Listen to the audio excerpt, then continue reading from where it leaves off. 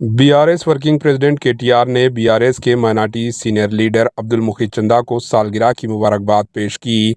तेलंगाना भवन में आज बीआरएस के सीनियर लीडर अब्दुल मुखीद चंदा को बीआरएस के कारगुजार सदर केटीआर ने सालगिरह की मुबारकबाद देते हुए उनकी शालपोशी करते हुए गले लगाकर उन्हें मुबारकबाद पेश की। इस मौके पर बीआरएस के साबिका वजीर श्रीनिवास गौड़ व बीआरएस के दीगर कायदीन मौजूद थे। Bureau report, HN news.